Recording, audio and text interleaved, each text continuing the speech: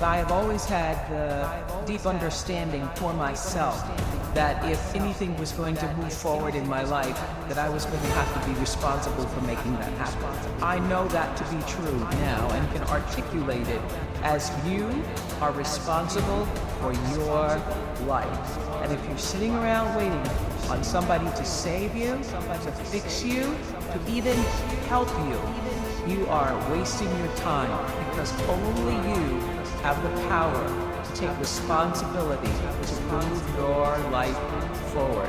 And the sooner you get that, the sooner your life gets into gear. This is what I know from doing 25 years and thousands of interviews on the Oprah Show. It does not matter where you come from. I have seen people come out of the desert, walk across the desert, being born in the most dire circumstances. Doesn't matter what your mama did, whether she did or had a PhD or no D. What matters is now, this moment, and your willingness to forgive the past, take responsibility, and move forward. You need activation energy to start the change. That's the key to creating any kind of change. That's the ethical requirement of individual being in the proper sense, is to constantly know that you're not what you could be, to take responsibility for that, and to commit yourself, like body and soul, to the attainment of that ideal. You think about the times when you're at peace with yourself with regards to how you're conducting yourself in the world. It's almost always conditions under which you've adopted responsibility.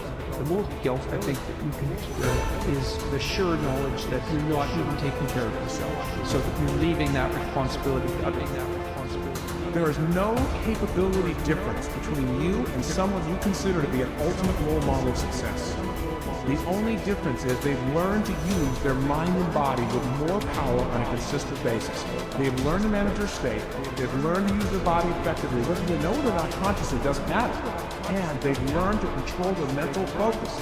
Remember, whatever we concentrate our focus on consistently, strive to learn from it, and make new distinctions about it, we will get great at it. I need you to evaluate yourself and ask yourself the question. When you hear the word notice it, when you have a trial or tribulation, how are you wired? You hold on to it, you recycle it. Do you realize that every day you thought you wasn't going to make it? Do you remember them days when you thought it was absolutely unbearable and you thought you wasn't going to endure that one? Do you know that your survival rate for every last one of them bad days was 100%? You survived every hater. You survived all the evictions. You survived the firings. You survived all the trouble you ever been in. Your survival rate is 100%.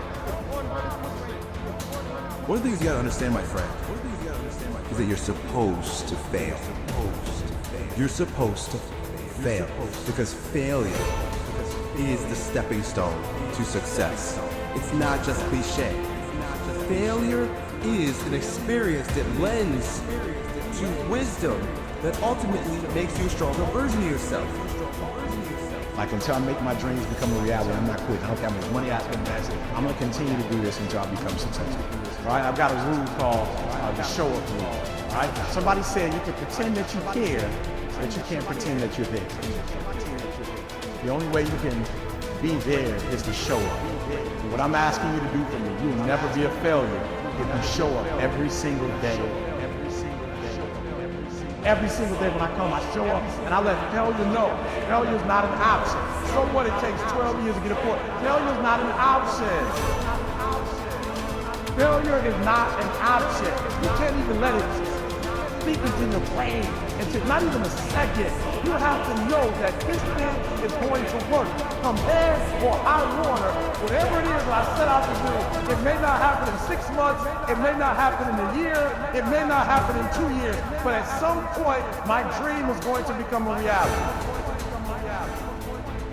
Concentrate every minute like a Roman, like a man, on doing what's in front of you with precise and genuine seriousness, tenderly, willingly, with justice. And on freeing yourself from all other distractions. Yes, you If you do everything as if it were the last thing you were doing in your life, and stop being aimless, stop letting your emotions override what your mind tells you, stop being hypocritical, self-centered, irritable, you see how few things you have to do to live a satisfying and reverent life. If you can manage this, that's all, even the gods can answer. Do not disturb yourself by picturing your life as a whole. Do not assemble in your mind the many and varied troubles which have come to you in the past and will come again in the future, but ask yourself with regard to every present difficulty, what is there immeasurable and beyond endurance? You would be ashamed to confess it. And then remind yourself that it is not the future or what is past that afflicts you, but always the present. And the power of this is much diminished if you take it in isolation and call your mind to task if it thinks that it cannot stand up to it when taken on itself. Think of your many years of procrastination. How the gods have repeatedly granted you further periods of grace, of which you have taken no advantage. It is time now to realize the nature of the universe to which you belong, and of that controlling power whose offspring you are, and to understand that your time has a limit set for it. Use it then to advance your enlightenment, or it will be gone, and never in your power again. Men seek retreats for themselves, houses in the country, seashores and mountains. And thou too art wont to desire such things very much. But this is altogether a mark of the most common sort of men. For it is in thy power, whenever thou shalt choose to retire into thyself. For nowhere, either with more quiet or more freedom from trouble, does a man retire than into his own soul, particularly when he has within him such thoughts that by looking into them he is immediately in perfect tranquility. And I affirm that tranquility is nothing else than the good ordering of the mind. Constantly then give to thyself this retreat and renew thyself. And let thy principles be brief and fundamental, which as soon as thou shalt recur to them, will be sufficient to cleanse the soul completely, and to send thee back free from all discontent with the things to which thou returnest. For with what art thou discontented? With the badness of men? Recall to thy mind this conclusion, that rational animals exist for one another, and that to endure is a part of justice, and that men do wrong involuntarily. And consider how many already after mutual enmity, suspicion, hatred, and fighting have been stretched dead, reduced to ashes, and be quiet at last. But perhaps thou art dissatisfied with that which is assigned to thee out of the universe. Recall to thy recollection this alternative. Either there is providence or atoms, fortuitous concurrence of things, or remember the arguments by which it has been proved that the world is a kind of political community, and be quiet at last. But perhaps corporeal things will still fasten upon thee. Consider then further that the mind mingles not with the breath, whether moving gently or violently, when it has once drawn itself apart and discovered its own power. And think also of all that thou hast heard and assented to about pain and pleasure, and be quiet at last. But perhaps the desire of the thing called fame will torment thee. See how soon everything is forgotten, and look at the chaos of infinite time on each side of the present, and the emptiness of applause, and the changeableness and want of judgment in those who pretend to give praise, and the narrowness of the space within which it is circumscribed, and be quiet at last.